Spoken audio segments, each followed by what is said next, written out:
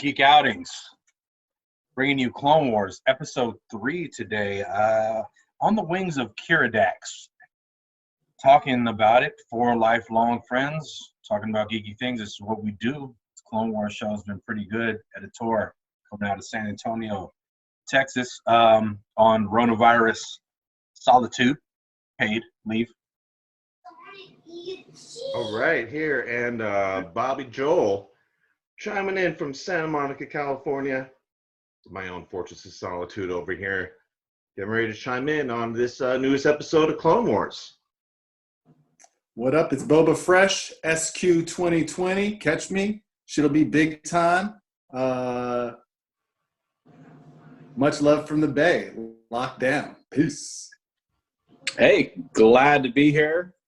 Geek Outings once again. Looking forward to a nice discussion with my friends throughout the nation. Rob Lucy coming at you. Southern Oregon. 3 confirmed cases here in Jackson County. Just 3. Let's keep it that way. All right.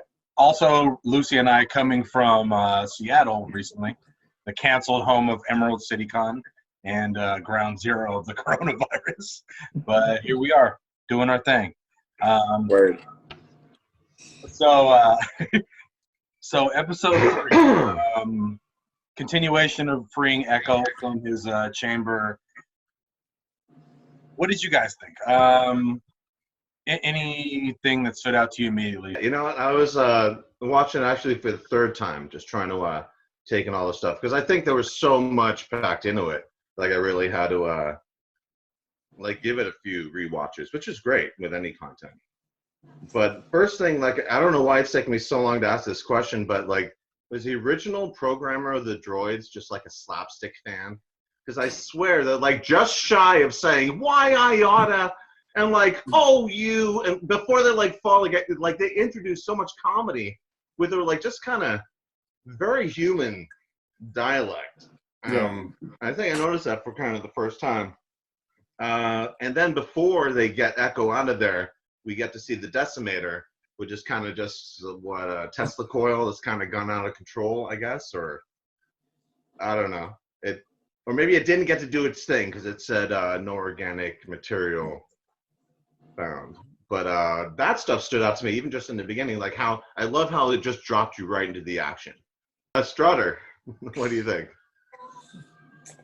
I thought it was a good episode, but some of the, I don't know, I felt it kind of fell short on a lot of things, just some basic tropes, and was a little unimpressed. But this episode asked for a lot of suspension of disbelief, and I was like, okay, like I was reminded that I was watching a Star Wars show as opposed to being sucked into their world.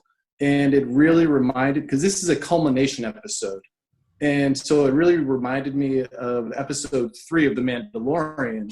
And in comparison to how that one culminates with the first 2 episodes leading up to that, oomph, this just didn't deliver in the same way. Because I think of what you were saying, Bobby, is because they try to shove so much stuff in that doesn't congruently really fit. And but it's high action, and it's the level of action that I expect from more of episode 1. I mean, season 1, season 2, more Phantom Menace-ish tone from what I got from the Clone Wars.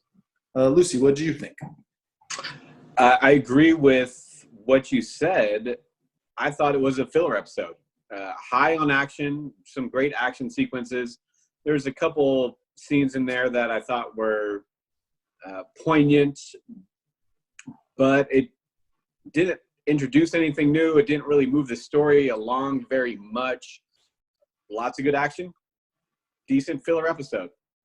Let me ask this, because this episode, they talk very plainly about the Techno Union.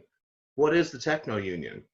Are they a faction independent of the Federation and what will eventually be the Empire? The Techno Union traditionally is the R&D and production arm of the military and civilian aspects of what used to be the entire Republic, and the Techno Union didn't want all the bureaucracy that the Republic was putting on it, and they wanted to just be able to basically populate their own planets in the Outer Rim and run them as a corporation.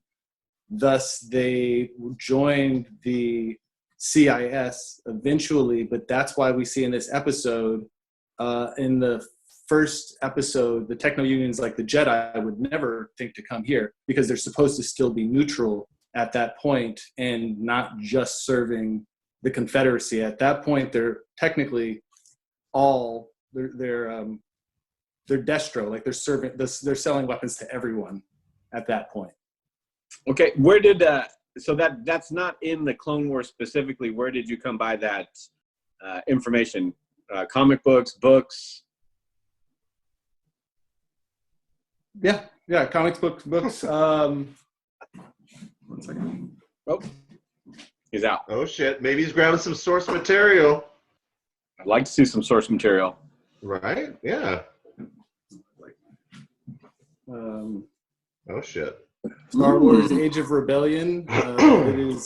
It is canonized. I was about to say, does it Lucas, say that it's canon? Okay, yeah. by Lucasfilms. So that's where I'm drawing most of my Outstanding. information. That's outstanding. So they do you think they still are just an independent faction outside of the Empire, even when the Empire? No, this is supposed to be that's the big thing, is that this is the turning point of when they go from being neutral to actually being an open part of the Confederacy, because I assume Anakin's going to go back and be like, yo, this is what I caught these guys were doing. And then they're going to have to come out and show their hand. And that's why it's going to be pretty interesting when Anakin goes and sees Tambor Wat again in episode 3 in the council room on Mustafar, and is like, jing, jing, jing, jing, meeting adjourned. Oh, that definitely makes sense. But then they do make kind of a reference to what you're saying when the Jedi say that they have chosen a side to the Laffy Taffy people, as you called them in the last episode. And then they're like, oh, okay, yeah, exactly. I would also like to note that this is a clone battle, right? They're trying to free a clone, and they look for backup at some point, and that's when Anakin's like, we knew we were on our own this whole time anyway. Like, they don't give a fuck about these guys, you know? It's just like another slight note of like, there's no backup coming. We called and there's no response. Like, we knew we were going to be on our own on this mission all the time, which is just what we kind of been saying up until now, that the clones get less love than the droid. And I think that's what you're pointing to there, Ed, in the sense that, yeah, they're not getting backup, and that's the over-reliance on the trope and the suspension of disbelief that I felt, because I was like, well, I know that they're going to get out of this. And they kept putting him in such high-stakes situations that, of course, they're going to get out of. Like, there wasn't ever a belief. Like, I was like, they're going to get off of this giant pipe hanging hundreds of feet up in the air. And the fact that all 6 of them jump perfectly on the back of this thing, they're just like Look, Anakin, I believe. Anakin's like, I'll do it. And it's like, all right, shit, he's a Jedi. All right, cool. But then when every single one of them, even the guy that was holding someone is like, oh, drop us both on the back of one. Even Echo, who is half dead, nails the jump. Yeah, that was a little straining the whole credulous line. I will admit something. I didn't realize it was a filler episode, and I'm usually the first guy to call something a filler episode, even if it's not. Dude, like, it totally was. Like, I love that fight at the end, but that was like the last 10 minutes, and it was no story. Fuck, man. I do have one question. So since, Bobby, as you said, the droids feel like they were written by some slapsticky Three Stooges. Dude, yeah, and I realized, like, it's been in my face the whole time, and I'm just like, but after just seeing it, and it's like, well, yeah. I mean, they've always kind of been comedic relief. Yeah. I mean, but I'm just saying, so based on that. But I wondered where it came from all of a sudden. Like, you never heard. Roger. My rant on how entire episode 1, 2, and 3 are completely marred by Roger.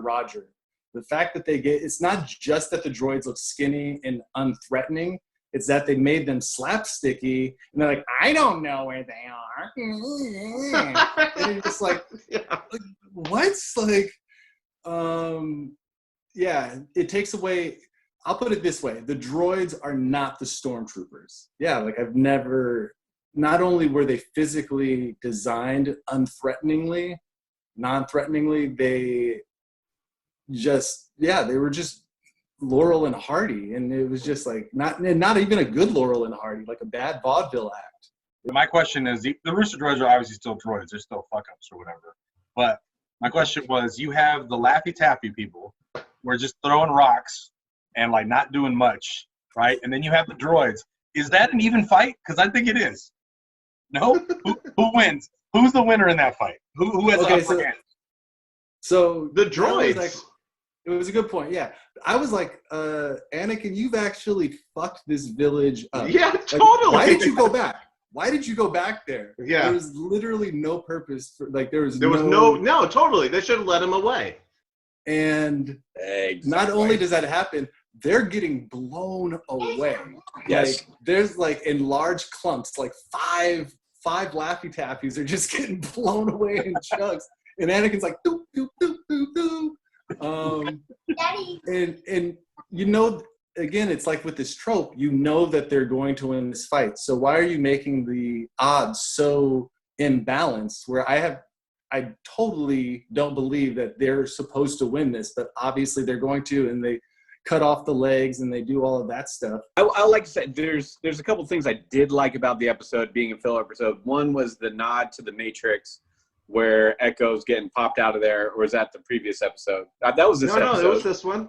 Yeah, so I like that. That was very Matrix.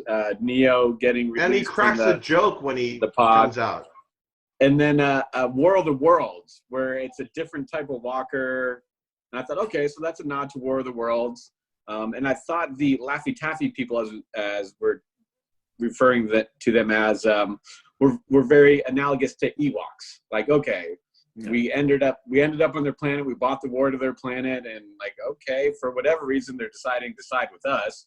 I would also like to point out that Strawder was right on the last episode. He's talking about how, like, becoming a machine is analogous to becoming evil, and you see it just very briefly in this episode, and it's when they show Echo to the Laffy Taffy people, and they like recoil in horror, like what, like they did what to him, So obviously there is something along that, like not droids necessarily are evil, but being turned into one. Yeah, cyborgs. Yes. The corruption. Also, I did notice that Echo's eyes are yellow, like the Sith. I don't know if you guys noticed that. Not all clones have that coloring. I didn't know. No. But then also at the very end of this episode, when I think Rex is like, things will go back to the way they were, and then he does that weird kind of foreshadowing of like, the way they were, and then you don't know. I mean, I've seen the next episode, so I know it's going to happen, but it's definitely like maybe he's dark side, maybe there's some corruption inside of him. He is part robot, right? So. But you know what? First thing he did when he woke up, he made a joke. Like, oh, like a hell of a headache or something like that. No, I did I also noted, like, when he looked at Anakin, he's like, still showing off again, huh, General?